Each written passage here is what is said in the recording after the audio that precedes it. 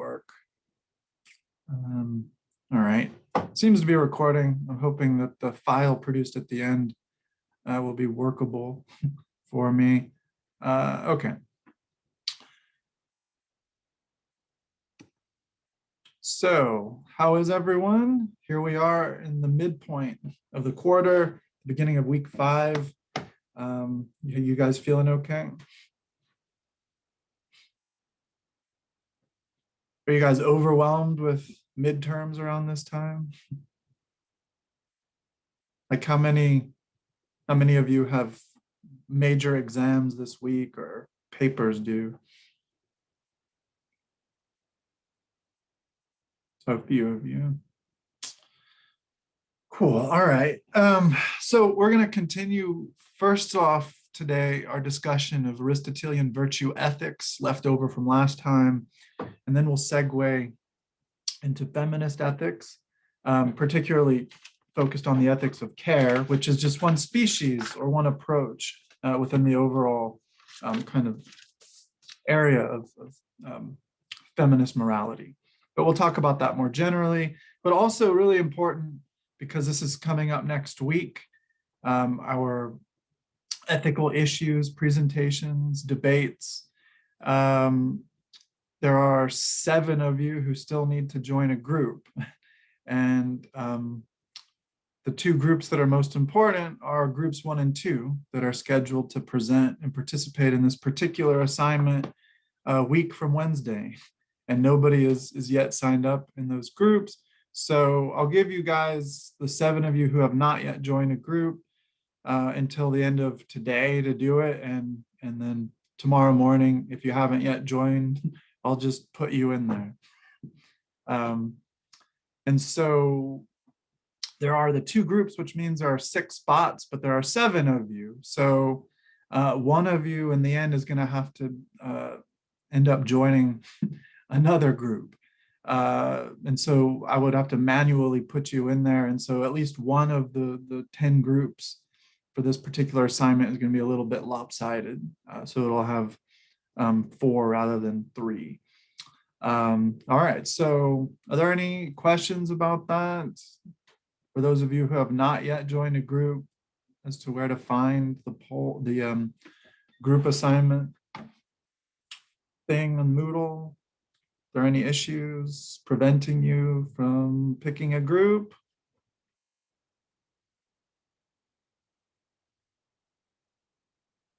Okay, well, I'll just pretend that it's fine. And if you don't join a group, well, I'll just put you in one. So cool. Yeah, it should be 3 for each of the 10 groups. But we have 31 students. So as I mentioned, at least, or one group in particular is going to have 4. And so my idea was under the assumption that everybody would just do it. In the end, there would be someone left over, and then I would talk to them about which group they'd like to join. But in this case, I'll just sort of throw you wherever I feel, unless you elect otherwise. So any questions? All right. Okay, so getting back into virtue ethics. So far, we've looked at just in terms of the generic categories in which we find all of these diverse moral theories. We've looked at consequentialism, non-consequentialism, virtue theory, and then today we'll transition to a discussion of feminist ethics. But when we're examining the consequentialist approaches, which include, of course, the 2 kinds of utilitarianism, that is act and rule utilitarianism, egoism, to some extent, social contract theory.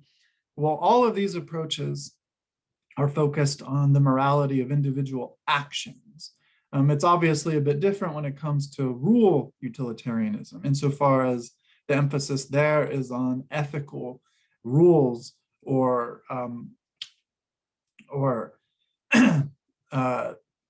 socially entrenched or applied principles that one can turn to.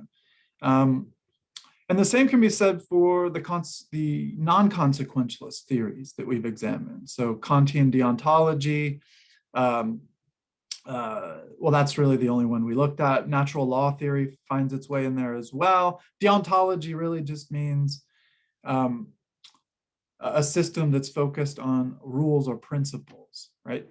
And so whether we're talking about utilitarianism, egoism, Kantian ethics, that is deontology, natural law theory, all of these approaches are focused on actions, right? Individual actions. Aristotelian virtue theory, in contrast, is focused on what? So what distinguishes Aristotle's approach and modern virtue ethics from the action-based theories that we just talked about? So if Kantianism, utilitarianism are really attending to individual actions when it comes to figuring out what's moral or immoral, what is the Aristotelian virtue approach focused on?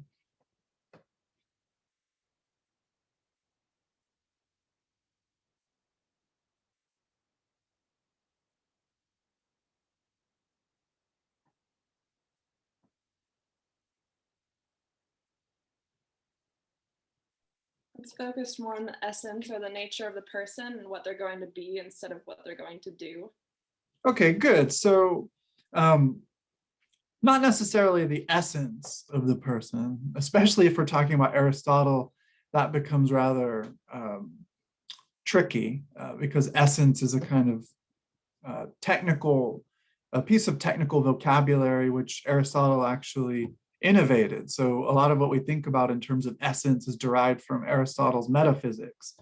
And so, for example, when we're talking about what a being most essentially is, that is what makes it what it is, independently of or irrespective of its various accidental or incidental features. So for example, I have a kind of weird looking nose, or I have a particular color of hair, or I have like a split fingernail. All of these are attributes that of course characterize who I am in some sense, but I wouldn't be dramatically different as a moral agent if these things were different.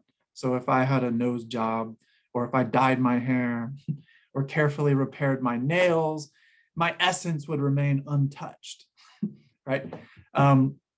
And so what makes me essentially who I am has to do with my standing within the overarching species of humanity. And that's where we find my telos, right? So remember telos, or the good, or that for the sake of which an individual being performs the actions that it does, or deploys itself in the world in the manner that is fitting for it.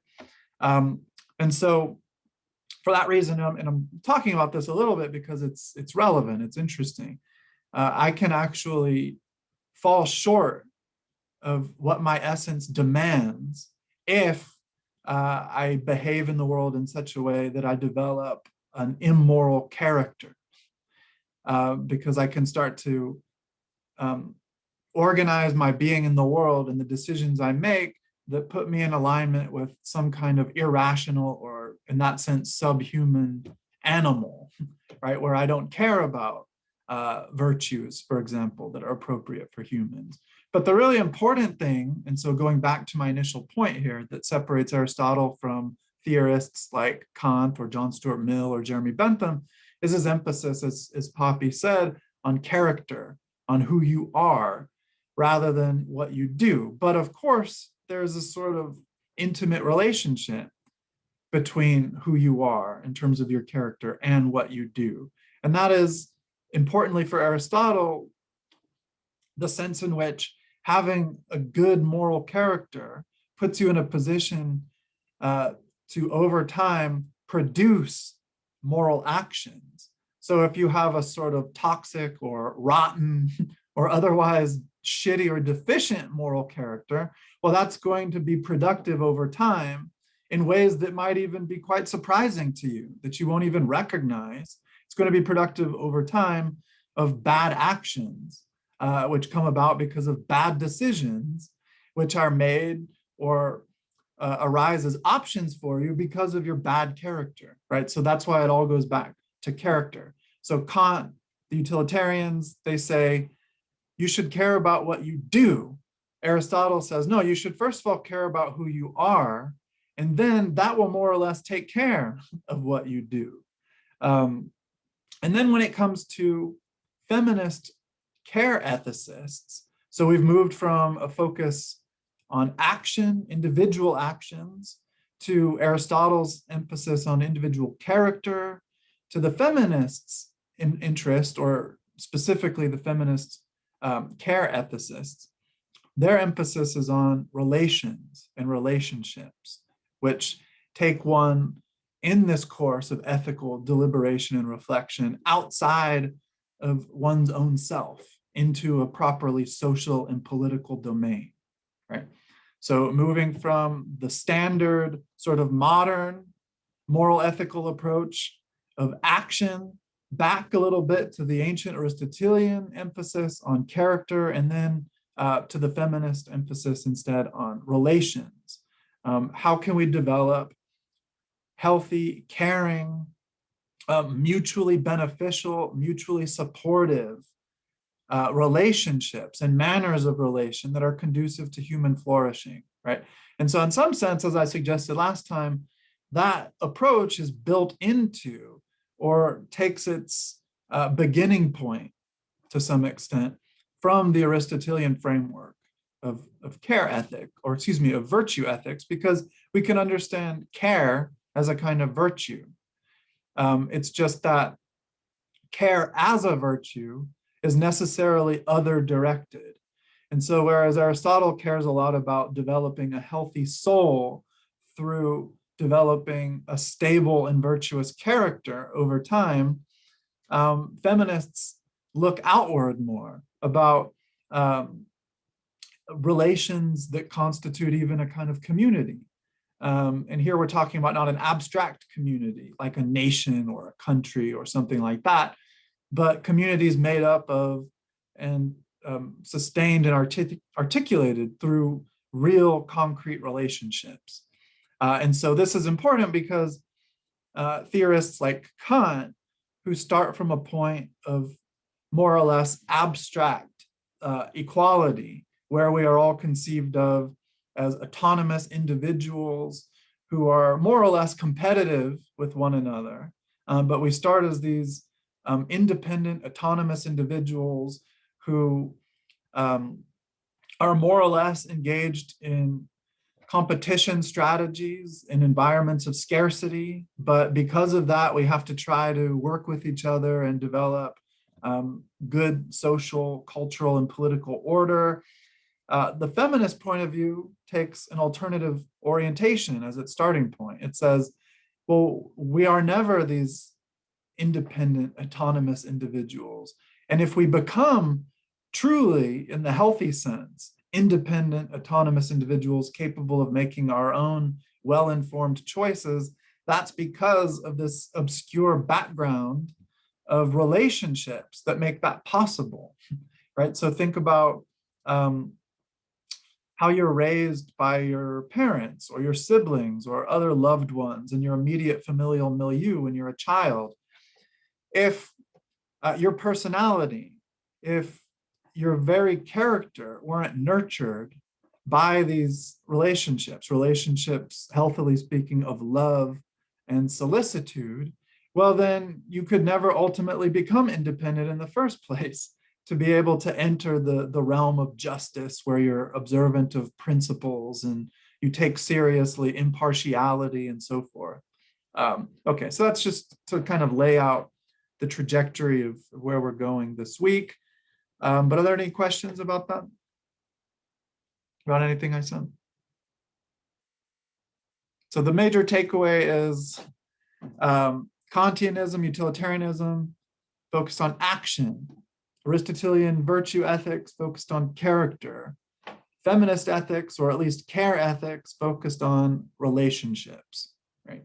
Okay, and it's of course fairly clear, or it should go without saying, that these concerns or foci or orientations of emphasis are not necessarily mutually exclusive, right? So we can, of course, be concerned with our action as well as our character, as well as fostering healthy and mutually supportive relationships.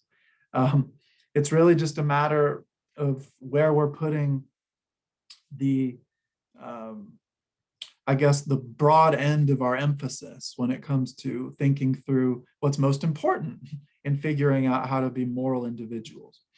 Okay, so we'll continue talking about Aristotle for just a little bit, and then we'll segue to feminism.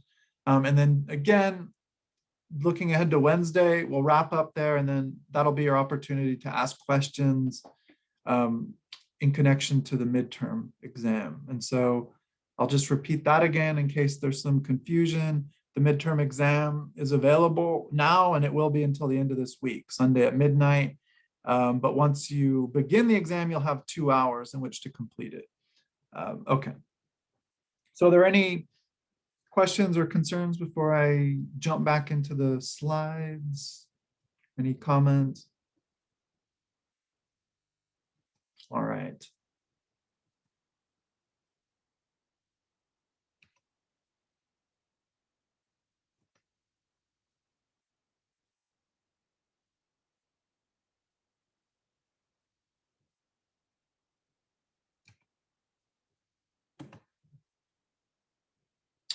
Okay, so I believe this is the slide with which we concluded last Wednesday. So I mentioned that every existing thing for Aristotle at every level of specificity, so from the tiniest grain of sand to the most immense galaxy in the cosmos, every individual being is characterized essentially in its basic constitution by this teleological directedness, some thing for the sake of which it exists, some good that is most appropriate to it. And so for human beings, that good, that for the sake of which that we exist and engage in activities and so forth, enter into relationships, is happiness, this sort of good-spiritedness. Eudaimonia is the Greek word, which I think poorly translates to the English word happiness, insofar as that seems to point to some fleeting affective or emotional state, whereas eudaimonia is an overarching activity that we engage in that as an activity can accommodate perhaps sometimes seemingly contradictory emotional states. So at one moment I might be angry while sad or excited or hopeful. Human emotional life is quite complex and dynamic. And so one of the appealing features of Aristotelian ethics is that it takes that seriously, right? Everything for Aristotle really begins in our perceptual and emotional lives. Whereas other theoretical orientations, as we've seen, like that of Immanuel Kant, really want to de-emphasize the emotional import of these ethical problems or moral life. So the emotions for Kant stand in the way of the hard work of reason to pinpoint the good in every case of determining right action. Aristotle says, no, you have to take seriously your affective interests. That is, what appeals to you fundamentally for innate or conditioned reasons, because that which is a source of pleasure for you as the agent that you are is at the same time something good because you desire it, and it perhaps gives you some measure of pleasure which contributes to your happiness. But it's also quite dangerous, because if you're really attracted to the pleasures of food and drink, for example, well, then you might gorge yourself continuously and find yourself morbidly obese and have all sorts of health problems. Or if you have a basically addictive personality, that kind of tendency or those tendencies can manifest themselves in all sorts of areas of your life. And Aristotle's point then would be, you should be very careful in your recognition of what it is that most appeals to you, what it is that most attracts you to it, because even though that promises pleasure, in the end, if taken to an extreme, it can lead you to suffering and perhaps even destruction, right? So in that sense, we're really dealing with a kind of psychology. And so it's worth noting that the word psychology in English comes from suke logos in the Greek. And so in some strong and really important sense, Aristotle is a psychologist, one of our earliest psychologists. So suke means soul, and logos means something like, so I'll narrow the range of meaning for this particular context. It means study of or investigation into. So psychology then would be study of or investigation into the soul, which involves our perceptual experience in the world, our emotional states, our desires, our fears, our thinking, so our intellectual properties and capacities. Okay, so then for Aristotle, everyone wants to be happy, although there's widespread disagreement as to what that means. And so in his Nicomachean Ethics, he runs through some candidates, right? So we're trying to figure out, first of all, what the highest good is for human beings, the distinctive good after which we all direct our greatest efforts, what it is that we most want. And so some people think that the highest good, and this is in alignment with utilitarian hedonism, the highest good is pleasure. But Aristotle says it can't be pleasure. The highest good is not pleasure. And does anyone maybe have an answer for why? So what's problematic about the idea that our greatest goal, what we as humans should most pursue above all else, is pleasure?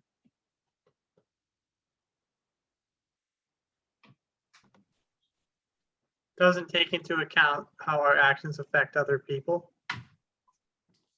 Yeah, and so if you pursue pleasure sort of single-mindedly or doggedly in fleshing out what you think is your own self-interest at the expense of others, that's selfish, and that can be bad for you. So remember, with Aristotle, we're really thinking about human flourishing in terms of the individual considering what to do. So the individual who's engaged in this moral deliberation. So even from that point of view, if you behave selfishly, consistently, if that becomes a mark of your character, well, then other people aren't really going to want to be around you. And so that could put you in a bad state. So Aristotle was often referred to as a common sense philosopher, because he thought that, of course, virtue, the development of the moral virtues, was central to a successful, flourishing life. But that's not the only thing. So he thought, in addition to developing a virtuous character, you also have to have certain goods or supports in life, among which he considered sufficient material wealth, right? So if you're in abject poverty, if you can't feed yourself, well, you're clearly not going to be very happy. He also thought that we rely on friendship. We have to have significant social relationships in our life. And so, yeah, you might alienate others, right? But also one problem with pleasure is not all pleasures seem to be conducive to a good state of character, right? So I've never tried heroin myself, but as I understand it, it provides some of the purest, most profound pleasures that anyone can experience, right? But that doesn't mean that it's good to just sit around high on heroin all day, right? So there's an obvious case of where pleasure can't be the highest good. Some pleasures don't seem to be good. But in this case, then we'd be saying that what is both good and bad, pleasure, depending on the context, is the highest good, which is a self-contradiction. Another problem with pleasure is animals too, not just human animals. Non-human animals also pursue and desire pleasure, that is, avoid pain. Yet we're looking for the distinctive good that marks that for the sake of which all human action is rendered intelligible, that we can make sense of it in accordance with. So that's why pleasure falls short. He considers wealth. Well, wealth isn't the highest good because it's not intrinsically good, it's instrumentally good. We want wealth because wealth is a means through which we can attain other goods which are superior to it. He also dismisses honor or a good reputation as the highest good. And that's because, sure, what you do in life and the kind of person you are is important. It contributes to your reputation in a given community or society, but sometimes you might develop a good or bad reputation that is independent of what you do. So you can't control how others perceive you in every sense. So that's how Aristotle ends up dismissing a fair bit of these potential answers to the question of the summum bonum, or the highest good. So we're really looking for something intrinsically good, and that which marks, in a very specific sense, what is unique to the human character. And so happiness then can't be pleasure, it can't be wealth, it can't be honor, it has to be something else. And that's why he ends up identifying it as an ongoing life that is conducted in accordance with reason. And that's how we end up locating and distinguishing the very nature of virtue. And so the life of reason entails a life of virtue. And so reason comes from the word logos. And in this sense, it means something like measure, right? So measuring what's at stake in a particular situation, what is best, what is good in a particular situation, and how one can most successfully pursue that good, right? And so I mentioned that because every entity, every existing thing is defined most essentially by its unique telos, that for the sake of which it exists, yet every being is either better or worse when it comes to successfully attaining that end or good. So for example, the telos of a knife, as I mentioned, is to cut, but not all knives are equally effective at cutting. So then a particularly strong and sharp knife, we would say, is excellent. That is, it has virtue, it has arete in terms of being a knife. But the arete, the virtue of a knife, is clearly not the same as the virtue of a coffee cup, right? Or the virtue of a dog, or the virtue of a human being. Right? So then the virtuous life both helps, and this is a very significant point to consider, the virtuous life both helps human beings achieve true happiness, he says, Aristotle, and at the same time is true happiness. So how do you attain happiness? By performing virtuous actions, which end up contributing over time to the sedimentation of a lasting virtuous character, or virtuous ethos is the Greek word. And so then this is comparable, and this is an example Aristotle uses in his Nicomachean Ethics. It's comparable to how physical exercise, so going running or weightlifting at the gym, is at once a means to the end of physical health, but it's also an expression of physical health. So then performing virtuous actions is a means to a happy life, but the way in which you do over time consistently perform virtuous actions is an expression of a happy life. So does that make sense, that point? Any questions about that?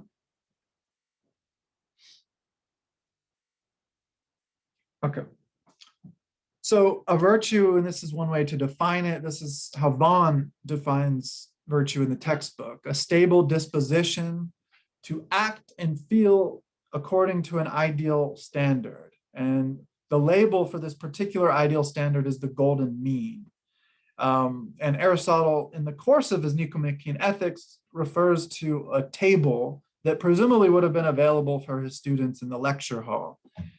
So all that we have in terms of the surviving works of Aristotle come in the form of his lecture notes, which give some explanation as to why they're so famously dry and soporific. So It's sometimes painful to read Aristotle. His ethics is different.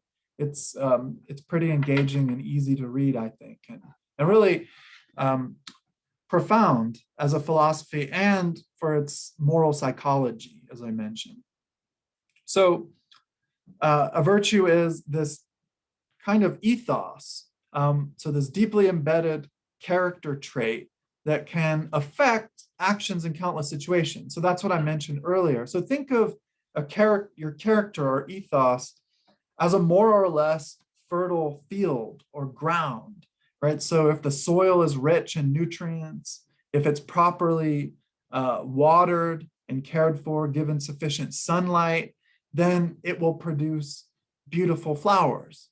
So if you have a noble character that is a consistently virtuous character, then without any real effort on your part, it will give rise over time to virtuous actions, which are then perceived by others that relate to you in the world as symptoms or markers or indications of the substantial presence in your presence of a truly virtuous character or ethos. And so we're really focused for our purposes on the right side of this table, on the moral virtues. Aristotle distinguishes between intellectual virtues and moral virtues, virtues of character. And so the intellectual virtues basically correspond to the kinds of science, so these epistemological categories that are referred to earlier in this presentation, also available in the slides. So scientific knowledge, episteme, that's where we get words like epistemology. I'll jump over the second one for a moment. Technical knowledge, which is conducive to poiesis, so producing things, whether you're producing poetry, as the name suggests, from the Greek, or producing a house or a ship or clothing or food if you're a cook, or even health if you're a doctor, right? So we can talk about the medical techne, and that's sometimes translated in English as art. So sometimes techne is translated to art, but it's not art in the sense of the fine arts, but instead the productive craft arts, you might say. And philosophical wisdom can generate through a robust development of one's scientific knowledge or episteme, and then nous, which is the faculty of intelligence, is the human capacity, this sort of dynamic capacity that makes possible all these various sciences. And then on the other hand, you have the moral virtues, which, unlike being particularly ordered or structured scientific approaches or ways of applying nous in the world towards certain ends, these are really marks of a given character, which is disposed in the context of widely diverse situations to act in a more or less stable, dependable way. So in this sense, someone who has, and Aristotle thinks, by the way, that a person with, so to go back to this one, which I jumped over, practical wisdom, phronesis. So if you have practical wisdom or phronesis, then that means, first of all, you do have a basically virtuous character, a basically virtuous ethos, which means given a variety of situations, you will respond as a virtuous person does. And that's reliable. It would be, in fact, surprising to others if you failed in that regard. But furthermore, possessing practical wisdom or phronesis allows you to explain to others the sense in which a given way of behaving in the world would be identified or understood to be virtuous rather than vicious. So then what distinguishes someone with practical wisdom as opposed to someone who might just be naturally virtuous is the capacity to serve as a model for others, not only in terms of what one does, but in terms of what one says, in terms of how one can explain what is morally right. And so you can, as I mentioned, just in virtue of your basic natural, innate dispositions in the world, and how you behave in the world, confronting various contingencies, you can be morally virtuous and not necessarily have any strong degree of practical wisdom, but that just means that you can't really explain to others why what you did is right and why what you avoided is wrong, and so forth. Okay. So where do we get these moral virtues? So that's really what we're emphasizing. These derive from a kind of rational standard, which Aristotle refers to as the golden mean. And so the golden mean is a non-arithmetical midpoint between extremes. And I say it's non-arithmetic because you can't calculate in advance of what the precisely virtuous decision would be in contradistinction to the poles of viciousness. You have to be attuned to the concrete specificity of the conditions that are making up the situation that demands a response for you to be able to determine what the mean is. And so I'll say more about that with specific examples to make it more clear. But the golden mean, so this kind of mean between two extremes, and those extremes are always marked by viciousness, it expresses a kind of fundamental truth that a happy life, a flourishing, successful life, a eudaimon life, to use the Greek, is one of moderation and self-control in all things, and not simply in those areas of behavior or activity that we as moderns are more familiar with. So as we'll see, looking at the table of virtues from Aristotle, even something like engaging in a conversation, eating food,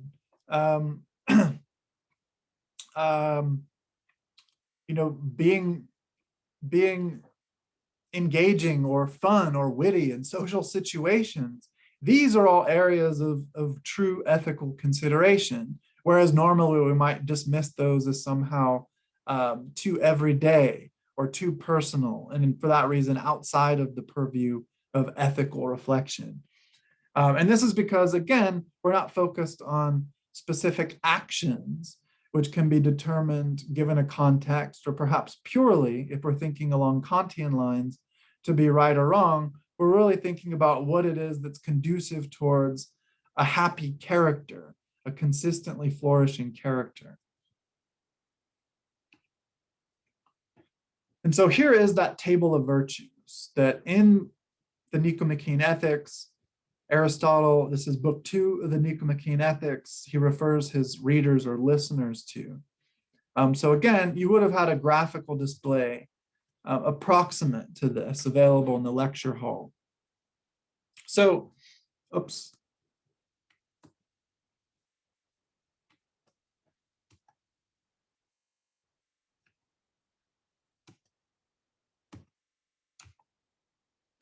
All right. Back to the table of virtues. So what is virtuous according to Aristotle? What is the virtuous action? Well, because we're not focused in the first instance here, most fundamentally on actions themselves, but to use that metaphor again, rather the fertile ground out of which actions can be expected to spring and come forth.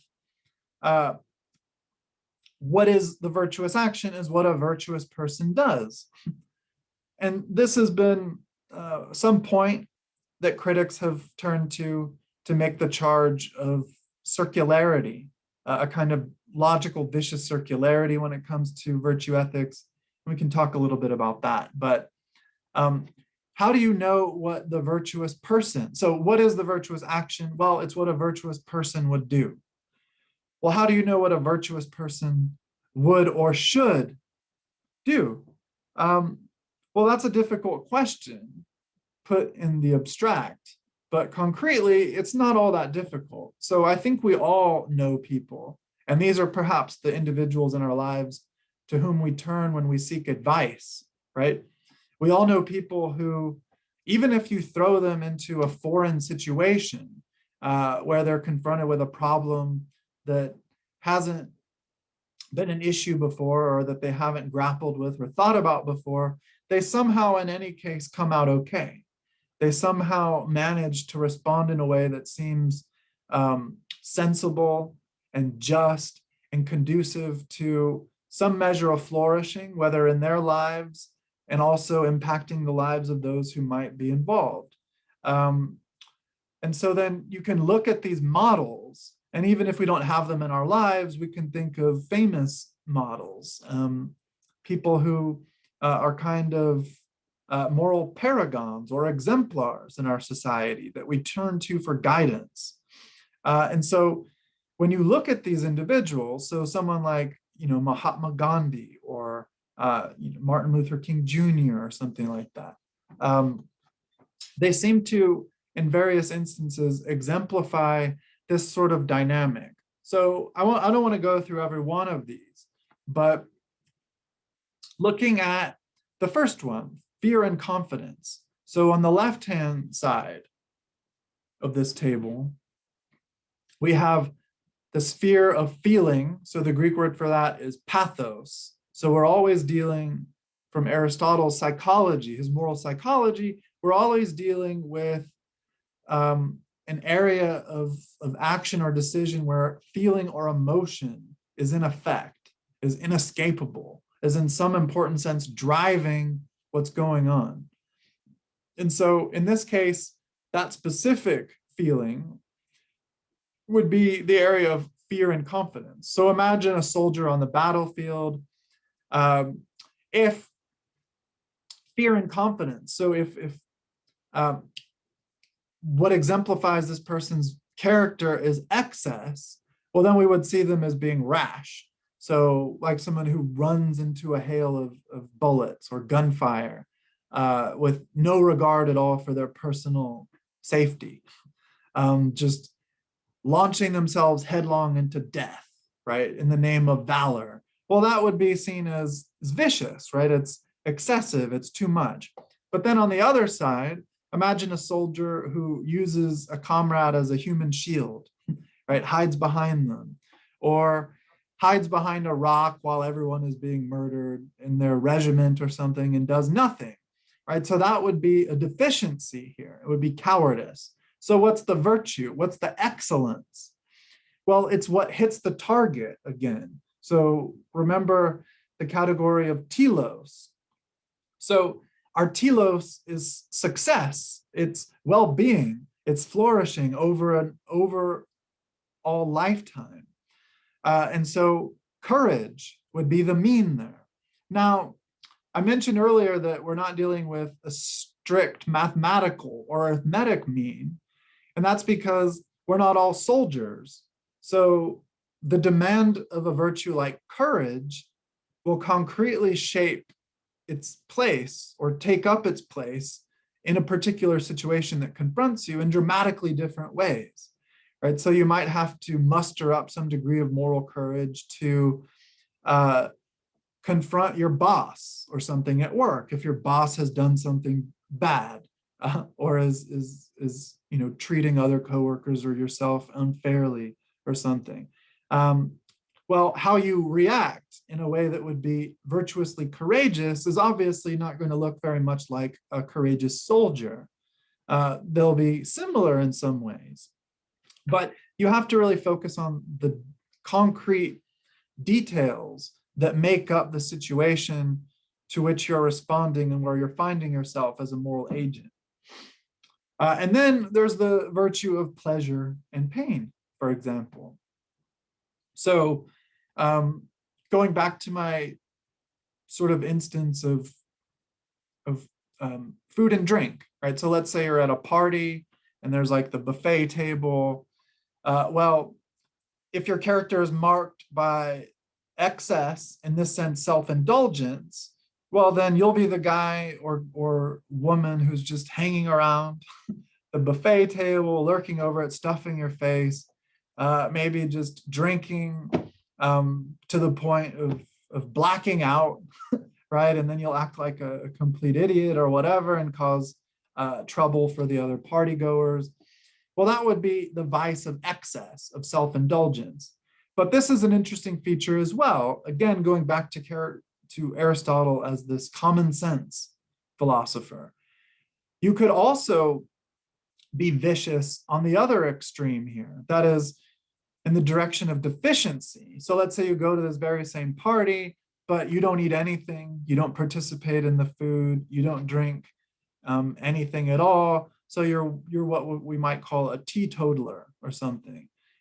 You deny yourself genuine pleasures of the body. But we are, in fact, pleasure-seeking bodily beings by our very nature. So that would be an action of denying yourself in some important regard. And so that would be bad too. So the mean here is moderation, where you enjoy the food, but not to excess. You enjoy the drink, again, but not to any excess.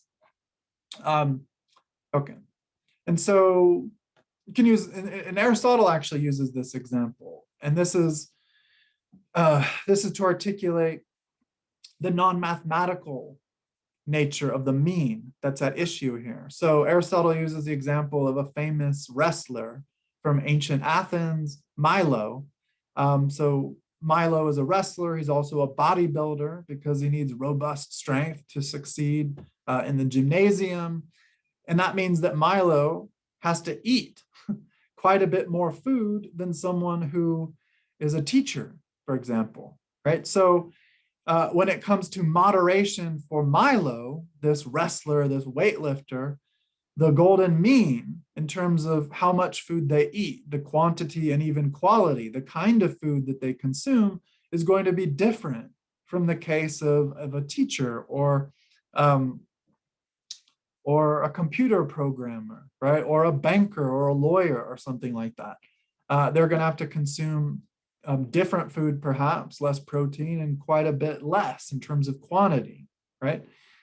So it's not relativism that we're talking about here, because in every case, there is an objectively speaking right action, that is a right virtuous action in terms of what would be most conducive to the agent's well-being or flourishing, right? And then when it comes to getting and spending, so let's talk about this a little bit. So let's say you need to borrow some money, and you have a wealthy uncle, you're in some trouble, you want to borrow some money from your uncle, and maybe you say, because you have some violations, speeding tickets or something that you need to pay, right? And you're out of money. So you tell your uncle, yeah, I need to borrow some money to pay these speeding tickets. And let's say he says to you, okay, here's 50 bucks. Here you go. Well, let's say your speeding tickets are like $350, $500. And you're talking about a wealthy uncle here, a millionaire, let's say. Well, what do you think your reaction would be? If he's all right, here's 25, 50 bucks.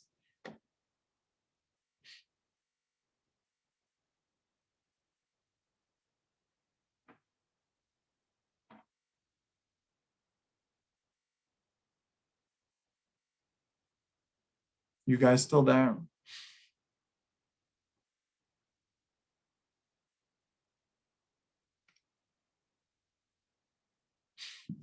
Yeah, you would feel angry, right? He's like a cheapskate. You would be like, come on, like, what the fuck? Give me some money. I need some money. I know you've got it.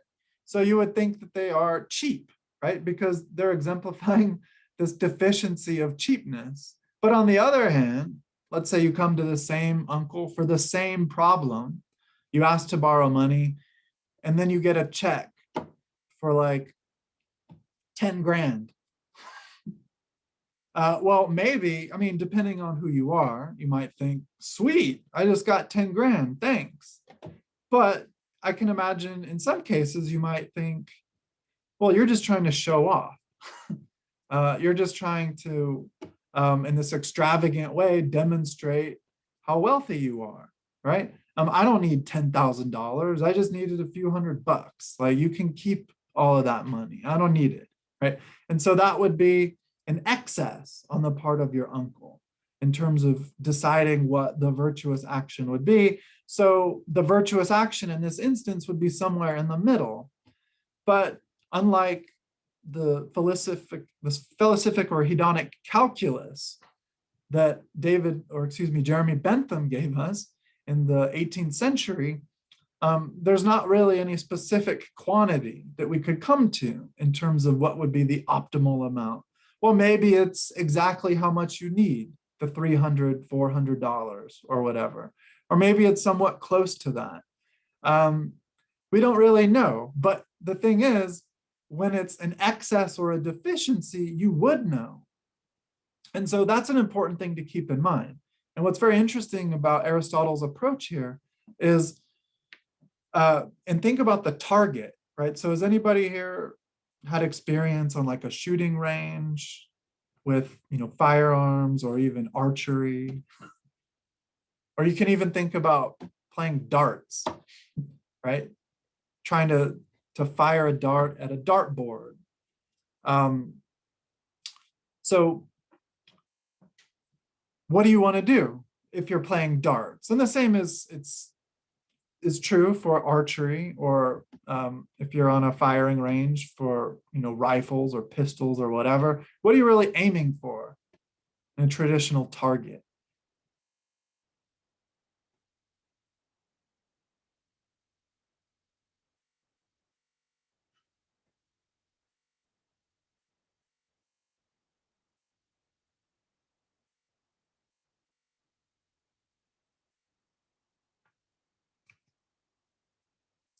Yeah, you want to hit the center. Or if you're on a firing range, I don't know who here has military experience. I was in the military for quite a while. You want to hit center mass of the human silhouette, right? So then the farther away that you get from that designated target, the center of the designated target, the precise telos, so to speak, the farther away you get, the farther from the mark you are, the more wrong you are, right? So you can imagine someone playing darts at a bar who not only misses the center, not only misses the board itself, but they might even miss the wall and like hit some poor bastard in the back with it or something. So you'd say, wow, you went really wrong. You went quite a bit astray there from the center mark. And so what does this tell us about ethics? Well, this is an important psychological insight. Wait, can everybody still see the screen?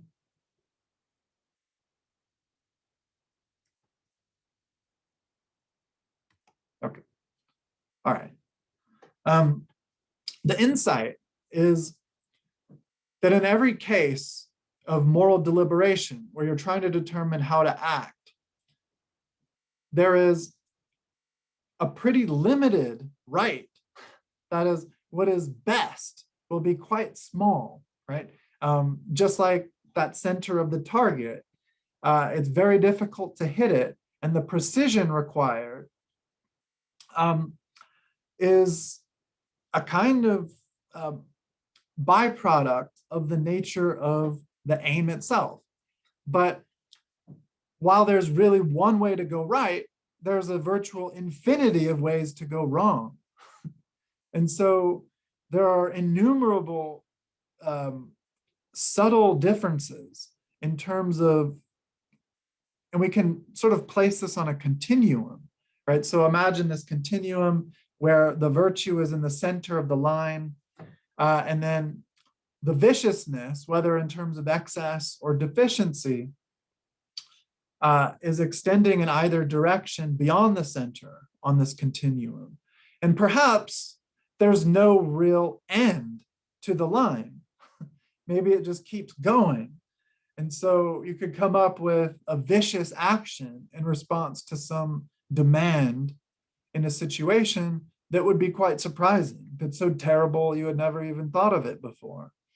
And this is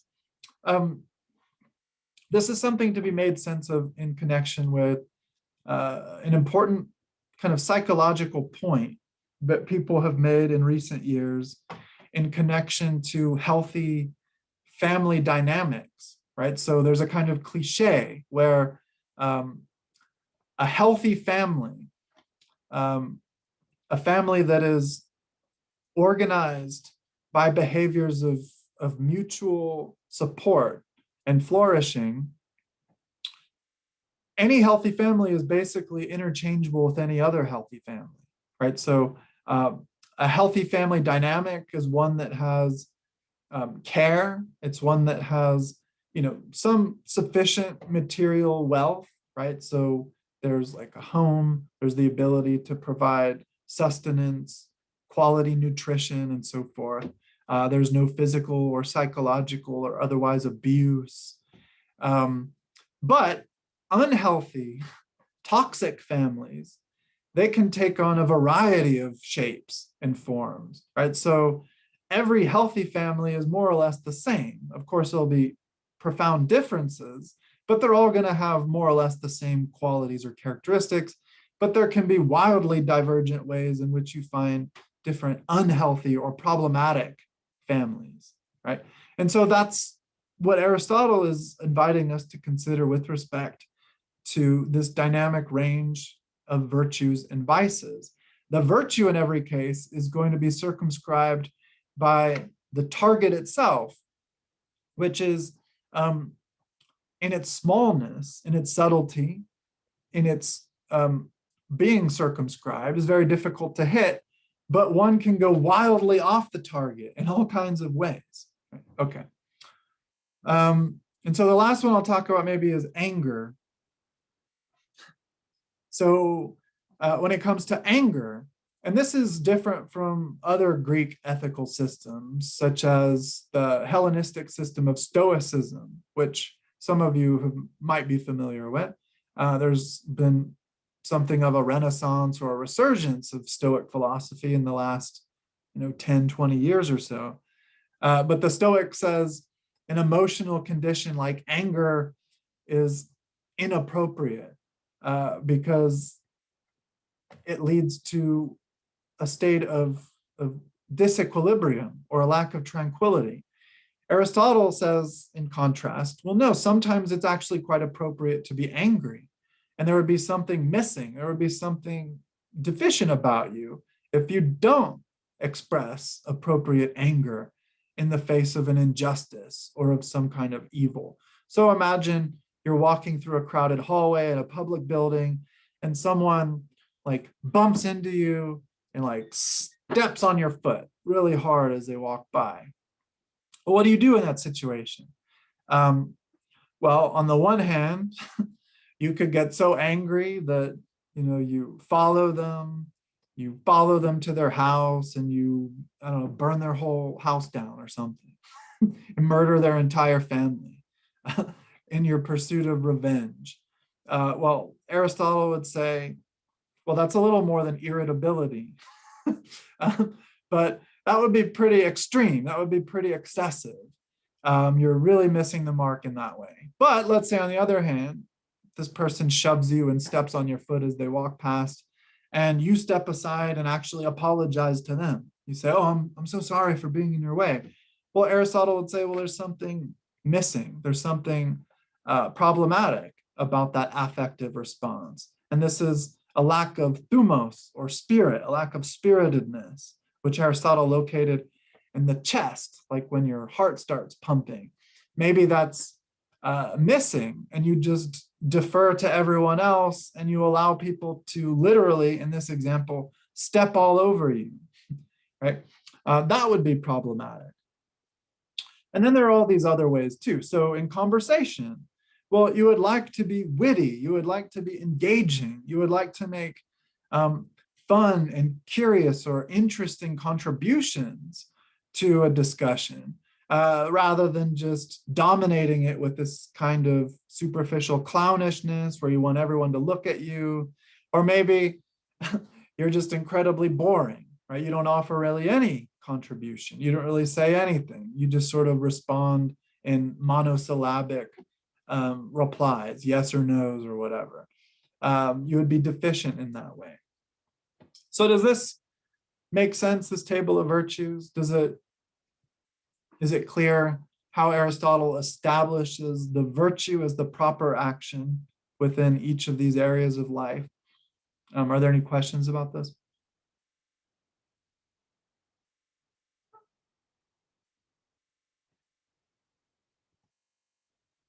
Okay, and so for Aristotle then, through the course of your life, making choices which produce action, praxis, which is hopefully reflective, thoughtful action, how you behave in the world through these processes of deliberation are conducive towards and ultimately constructive of an ethos or a character. And so then we can look at, broadly speaking, these generic character types by which to identify either noble characters, that is, strongly virtuous characters, or in some measure, some are obviously worse than others, deficient character or vicious traits or types. So first of all, you can be a vicious individual. And so the Greek word is kakos, in which case you don't give a shit at all about performing good, virtuous actions. You're simply engaged in an effort to benefit yourself, or really in an immediate, unreflective way to satisfy your desires, which of course can be quite pathological or quite biased in a selfish manner, where you don't have a conscience necessarily. So you don't necessarily aim at any particular virtuous outcome. And then because of that, you don't feel shameful. You don't feel guilty if you've fallen short of it. So this is kind of a brutish, barbaric person. And I'm sure maybe we're familiar in our own experience with people like that.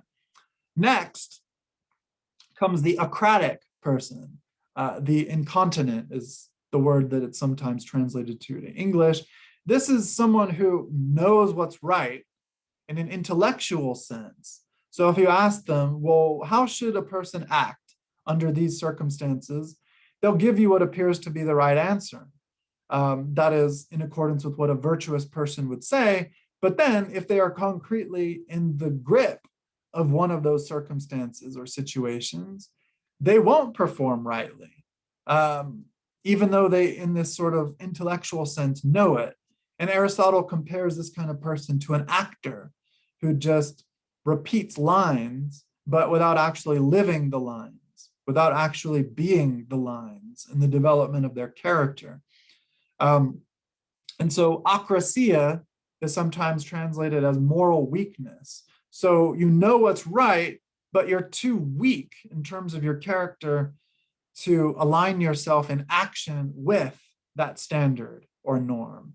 So for example, you might know, of course, at this point in the 20th or 21st century that it's bad to smoke cigarettes, but for some reason you can't fight, for whatever reason. You can't overcome the physical urge to do it, and you continue to smoke, and then maybe you regret it. You feel bad about it.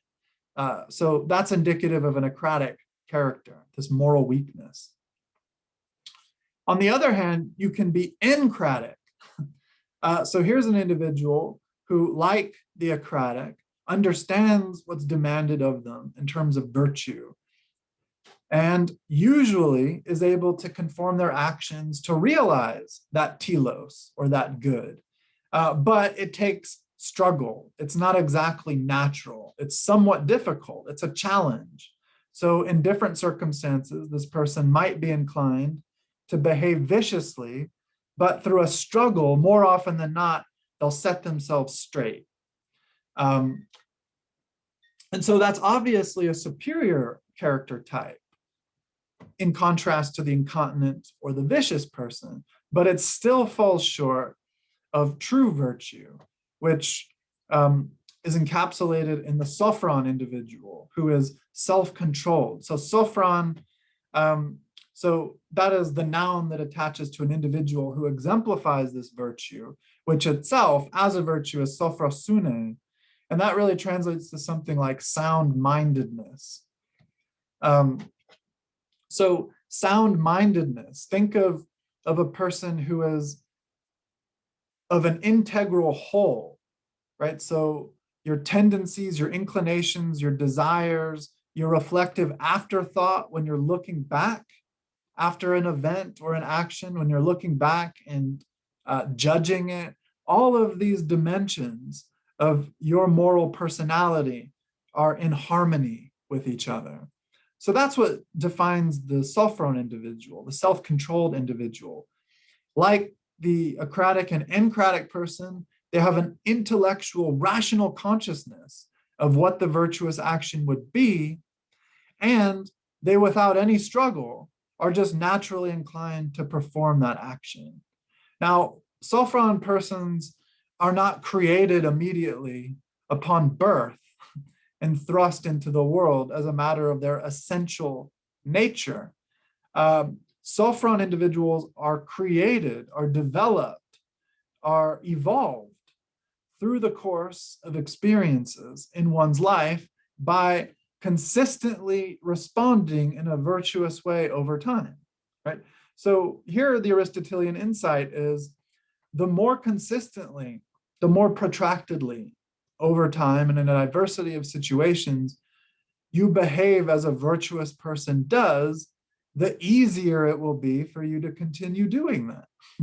Right? And that makes perfect sense, even I think beyond the scope of ethics. So this is what athletes do in their training, right? So think of the greatest exemplars of athletes in all of the various games and sports that we know. So like a baseball player, for example, they spend countless hours playing games. They spend countless hours in the batting cage, right? Anticipating various pitches at various speeds and so forth. And they try to develop good muscles such that they don't even think about it. When the ball comes, when it has a particular appearance, they swing. And well, this is obviously not true in baseball, where a 300 average is considered good, but consistently, in an acceptable, stable, unsurprising way, they will, as good ball players, hit the ball or put it into play, or at least avoid the strikeout, right? And they do that over time, not when they first pick up a bat and ball and try to learn the game, but they do that over time after developing these very specific habits. And so that's what we're trying to do as moral individuals from a virtue theory point of view or perspective. So we're almost to the end here, but looking at modern virtue ethics, and so some major contemporary virtue ethicists would be, well, more recently, Marianne Herdequin. And so we'll look at her article when we're talking about environmental ethics, for example. Alistair McIntyre is another very famous contemporary or modern virtue ethicist. But these are the aspects of virtue theory that contemporary virtue ethicists retain. So the cultivation of virtues is not only a moral requirement, but also a way to ensure human flourishing and a good life.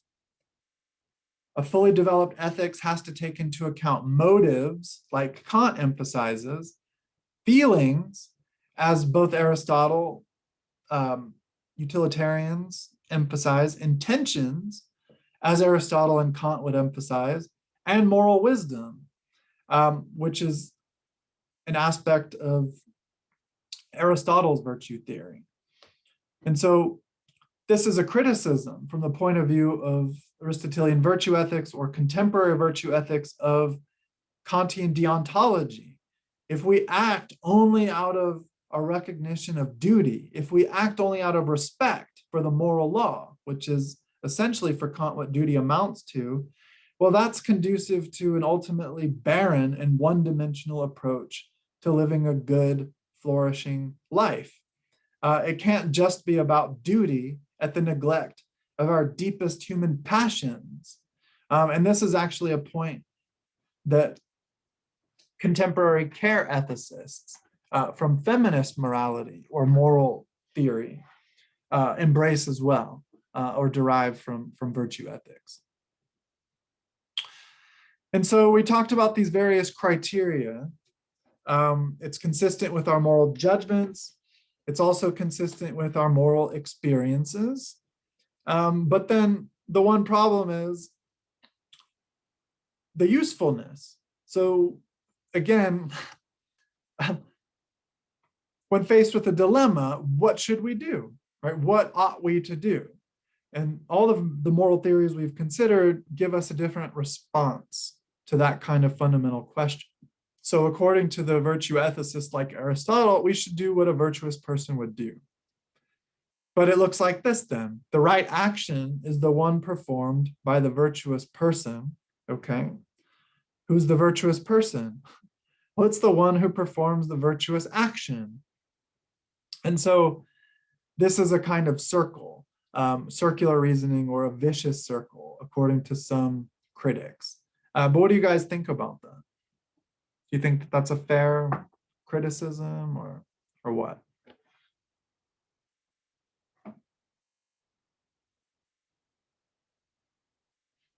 Or how do you think Aristotle would respond to that?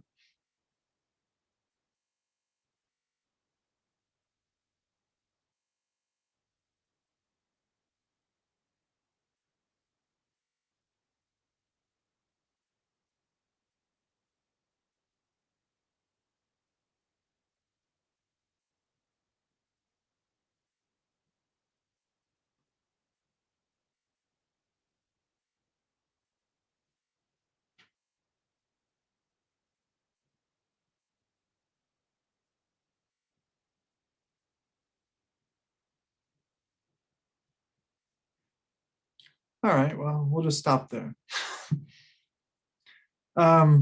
So I guess you guys aren't very chatty, but are there any questions or comments about Aristotle at this point?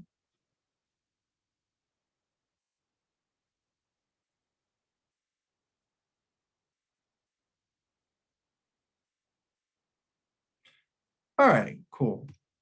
Well, let's talk about feminism. And instead of taking a break, I'll just let us out of here at some point a little bit early today.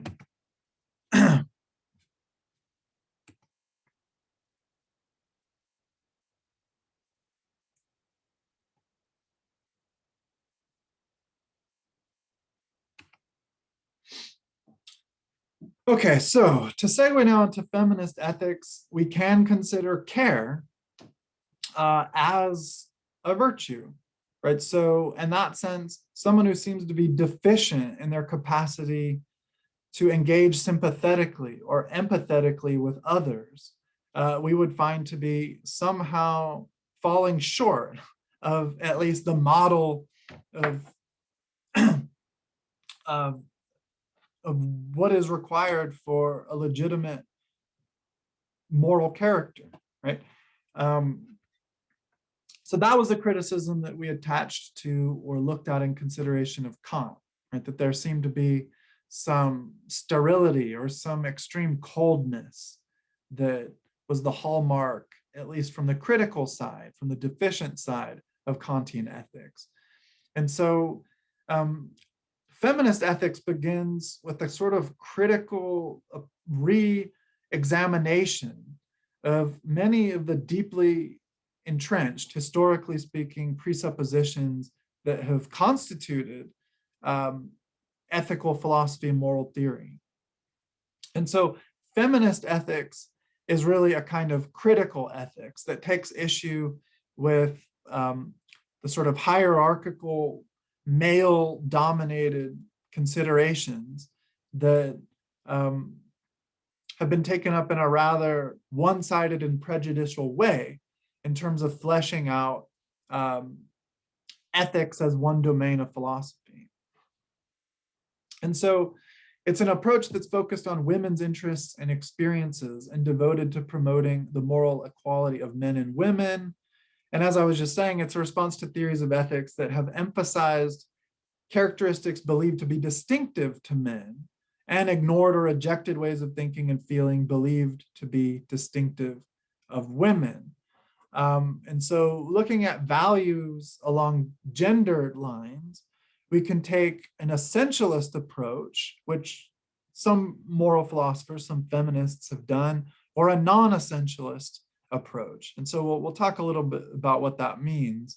That is to say, some like Carol Gilligan, for instance, who was one of the very first researchers to propose the ethics of care, initially thought that there were unique qualities or distinctive traits that fell along in their separation, that fell along more or less strict gender lines.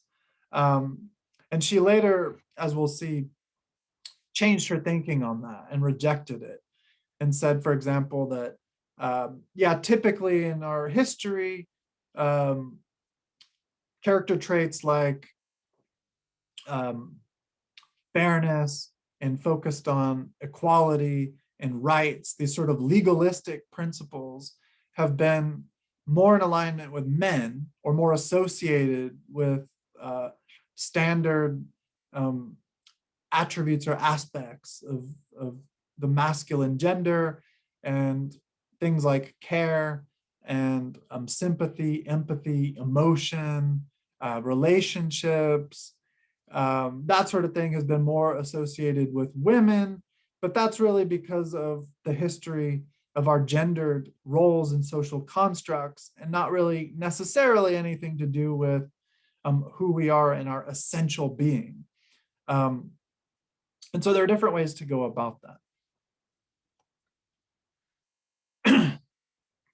But maybe you guys have some thoughts about this. So just to go back to the previous slide real quick, what are some aspects of women's experience in the world or interests in the world that might produce different ethical considerations or norms or standards in contrast to what we understand to be masculine or male-centered? So what is it about women's experience or interests that would motivate a different approach to ethics? So does anyone have some examples in mind? In the book, they give like the statistics that there's more women and children in poverty than men. Yeah, so looking statistically at what characterizes, in many cases, and this is obviously of legitimate moral concern,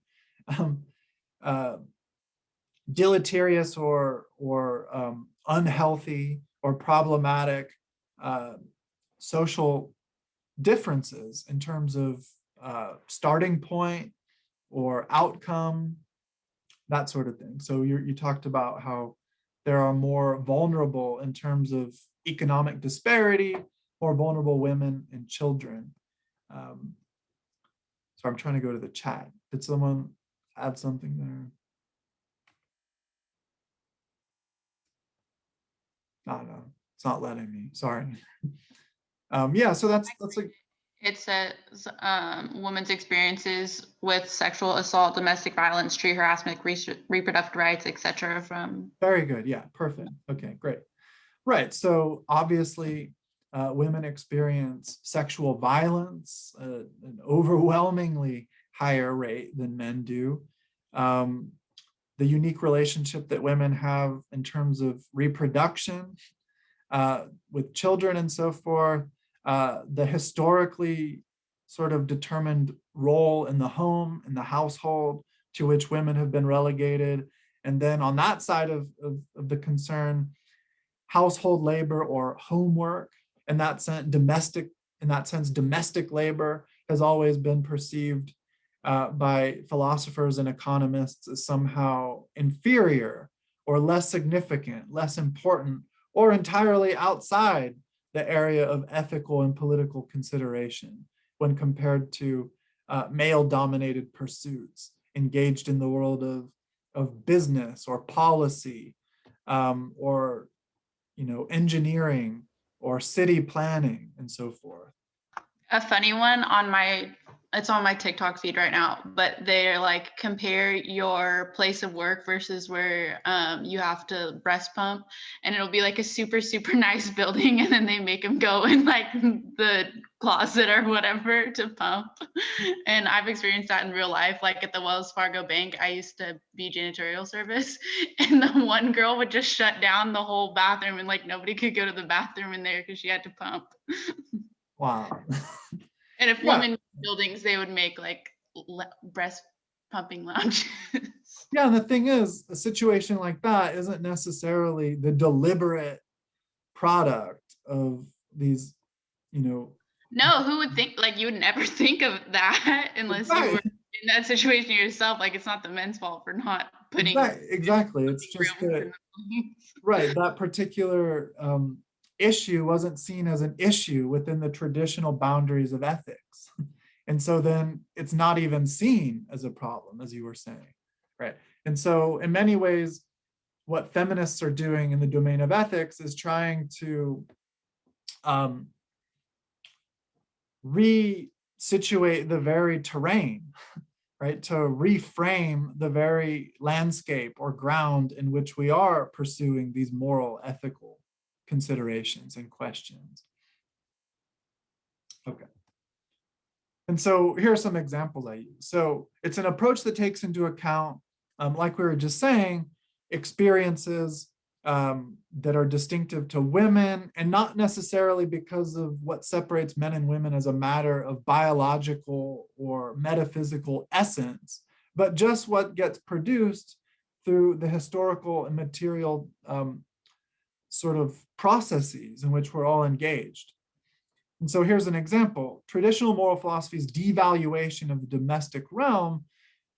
So that's what I was saying. So for philosophers from Aristotle in the ancient world to Hegel, one of the important modern thinkers who's mentioned very briefly in this chapter in the textbook, for them, the so-called domestic or private sphere was secondary when it comes to politics or ethics. And politics and ethics were more or less the same when it comes to Aristotle's point of view. But we get, in fact, the very word economics from Aristotle's book on politics. So the Greek is oikos nomos, which means literally rule or law of the home.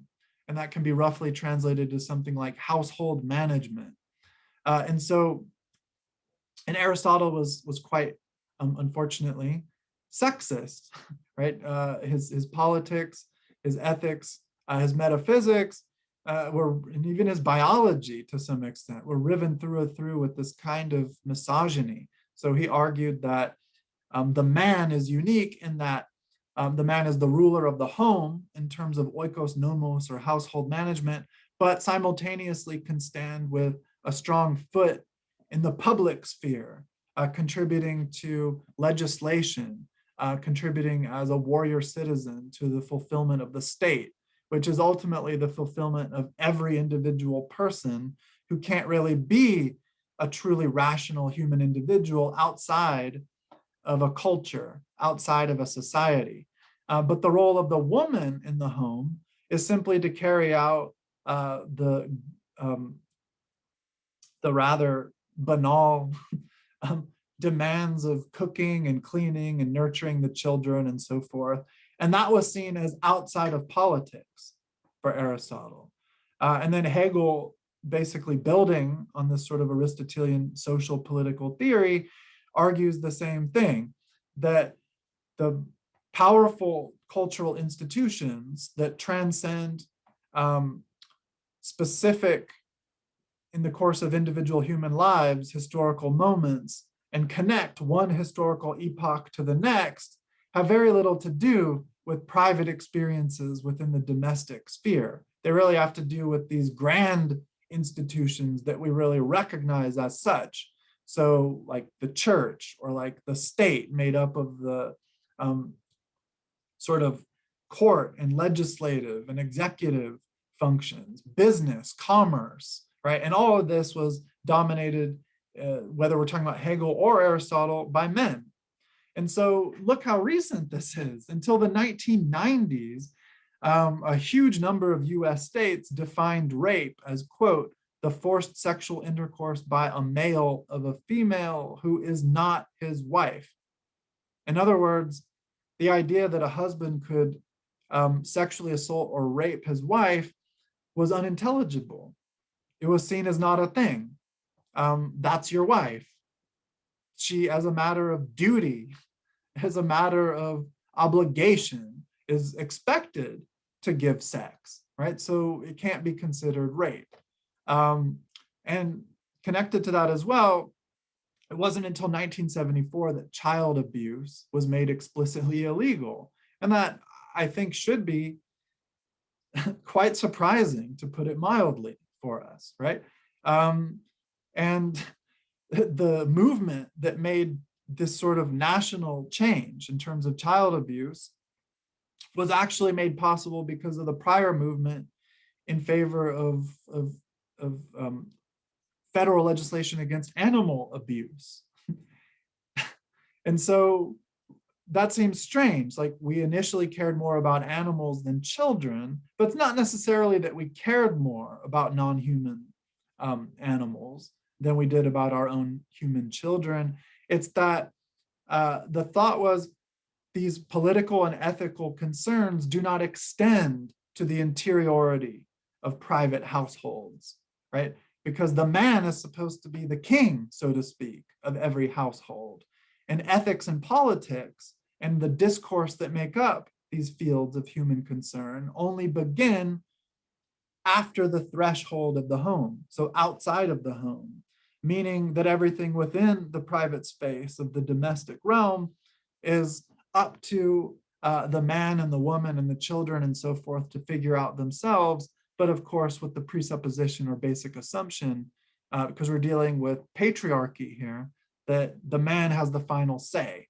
And so for this reason, also until relatively recently, women were not able to obtain credit cards or open up bank accounts or purchase, make large purchases like cars or homes and so forth without their husband's approval, right, for that reason. And so these are some of the things that motivated the opening of feminist ethics, which really started in so-called first wave feminism, roughly in the 19th century. And so this has been ongoing since the late 1700s. So it's not all that new. So Mary Wollstonecraft, for example, the mother of Mary Shelley, who famously wrote Frankenstein. Mary Wollstonecraft is probably the first feminist in the modern tradition as a part of what we now call first wave feminism, which was really focused on establishing and defending the necessity for equality between the sexes.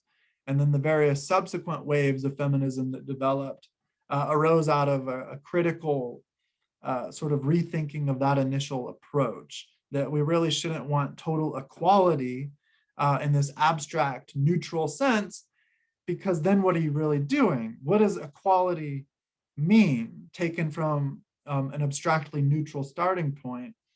Well, you might end up, without you knowing it, imposing this kind of man standard on everything, and then labeling that as equal, right? So for example, Wollstonecraft was accused by subsequent feminists of this because she argued that the so-called feminine virtues of care and support and nurturing children and emphasis on emotion and superficial appearances and beauty and being agreeable in conversation.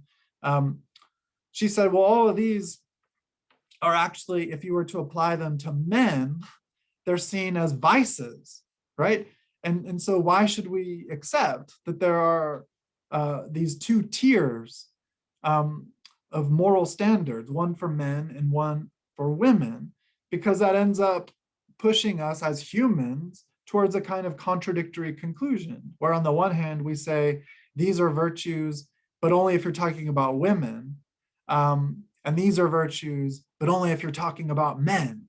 And people like Immanuel Kant, for example, thought in that way. So Kant, like Aristotle, was egregiously sexist in ways that really go beyond what Aristotle wrote. So one of his first major aesthetic works, so aesthetics is philosophy of art. So this is a book called Observations Concerning the Beautiful and the Sublime.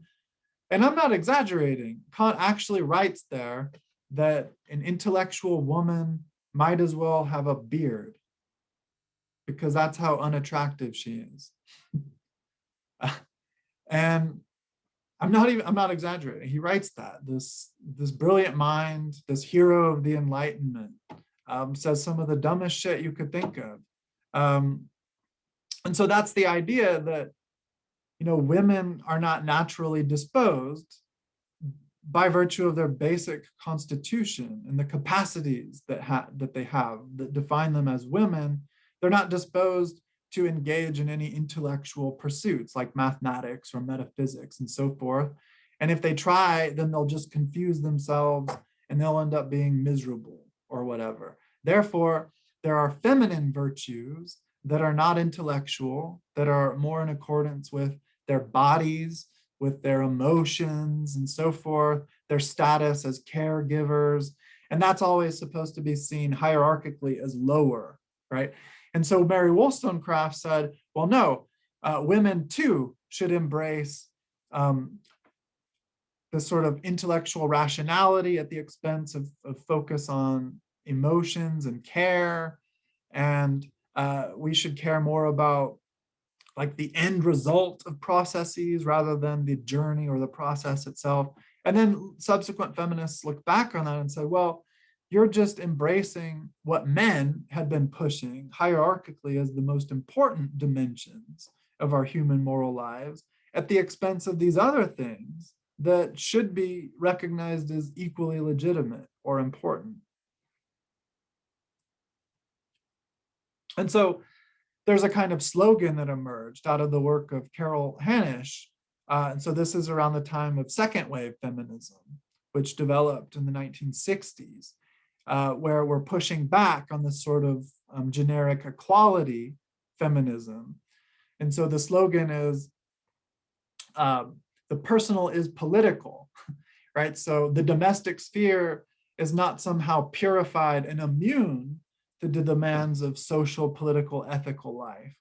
The domestic or personal domain is in fact institutionally political, just as anything beyond it, right? And in fact, the walls, so to speak, that separate the public from the private, the political from the home or the domestic are porous, because obviously what happens in the political domain directly impacts what's possible or the character of experience that happens within the home, and vice versa, right? So these aren't supposed to be understood, or they can't, in a sustained, legitimate sense, be understood to be discrete or kept apart.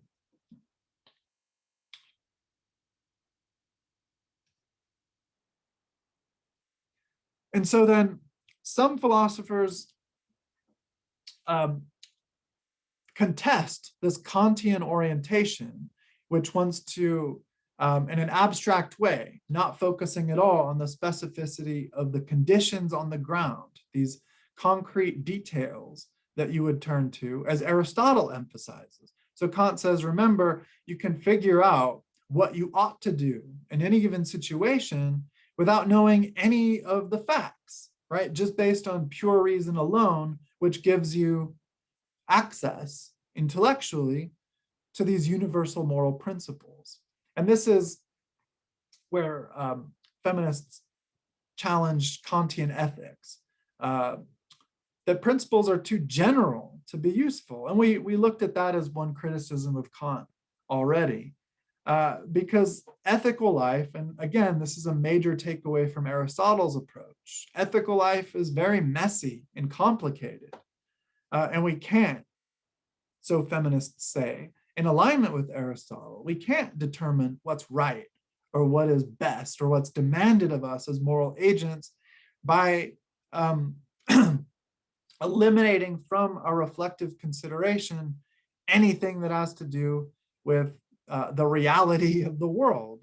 That's ludicrous, feminists would say. And so there's this theory, which isn't exactly a product of feminism, but there are certain affinities between them, known as moral particularism, which is, I think, gestured towards very briefly by Vaughan in our textbook. But according to moral particularism, there are no moral principles. That's really a fiction. And our moral judgments, whenever we make them, are always in response to specific contextual details. So factors that we encounter on the ground where we're making these considerations. And when we might wonder, well, how does this differ from relativism?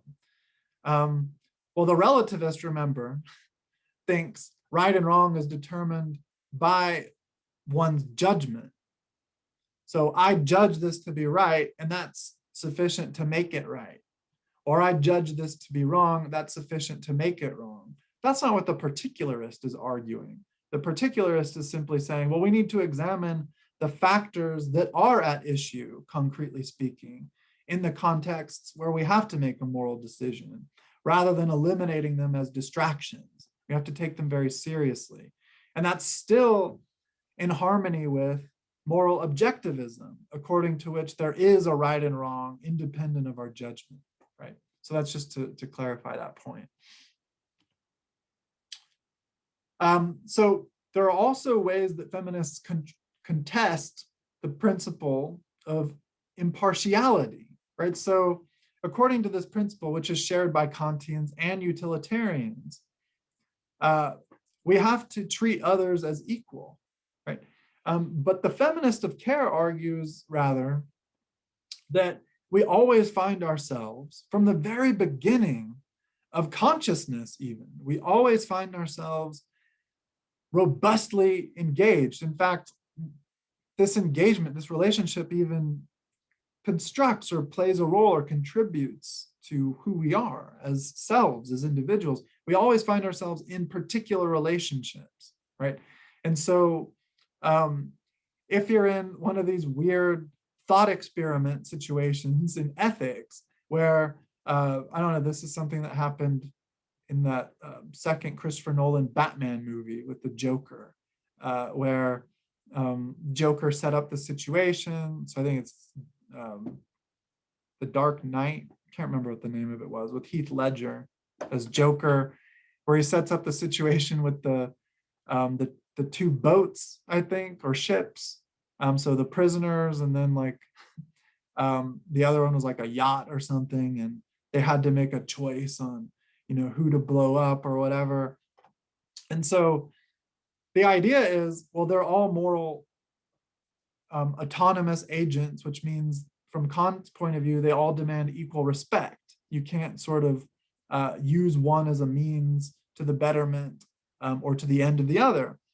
But feminists say, well, we're not, first of all, these separate individuals who then enter into meaningful relationships, economically speaking, as atomic individuals, competing with others under scarcity conditions in the environment. So that's sort of Kant's position within this Enlightenment picture of social conditions, right? But the feminist says who we are in the first instance as conscious individuals is in an important sense made up out of our relationships that we have with others, and those relationships are differential. So I have a different relationship with my mother than any of you would if my mother worked at a business that you happen to frequent as a patron, right? So then if we're in a situation where I have to make a choice, like I think this happened in a Spider-Man 2 movie too, where you can only save one person, right? So over here, it's a stranger. Over here, it's your mother. Who are you going to save? Well, from the point of view of Kantian ethics or utilitarianism, well, your relationship to those persons is irrelevant, right?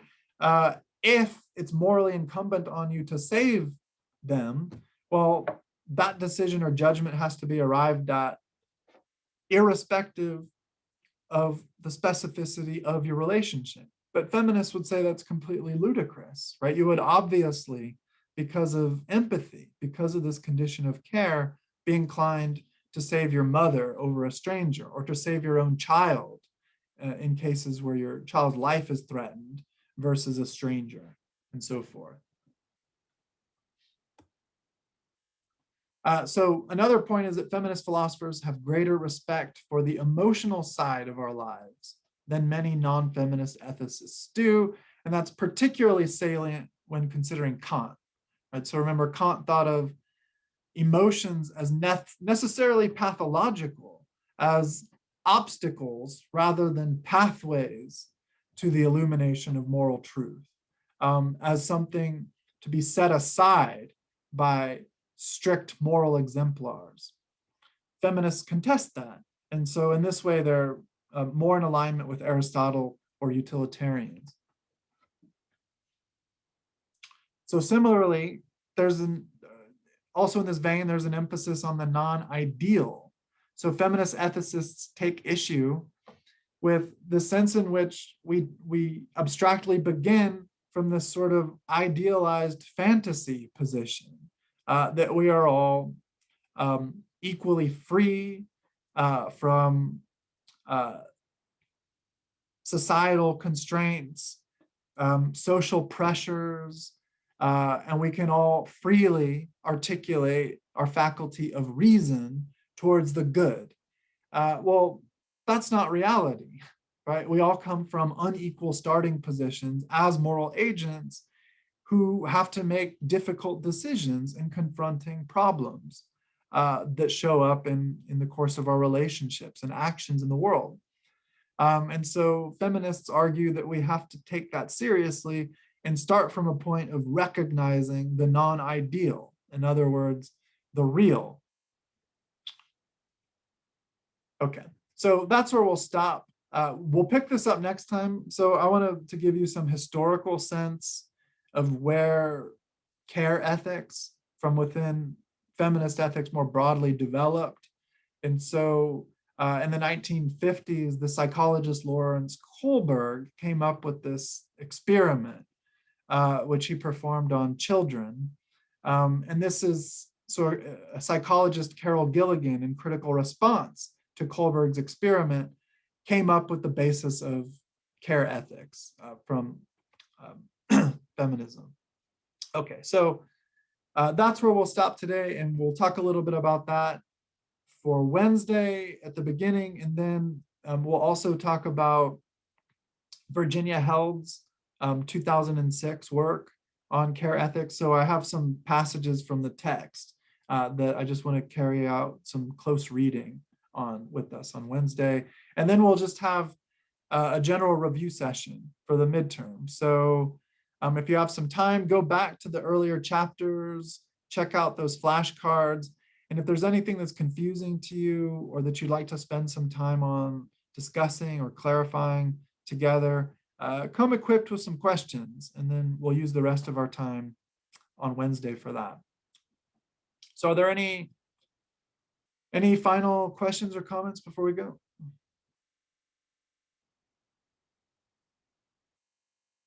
All right, guys. Well, I'll see you on Wednesday. And again, if you have not yet put yourself in one of those groups, please do so, or you'll just, I guess, find yourself in one tomorrow. All right, see you guys.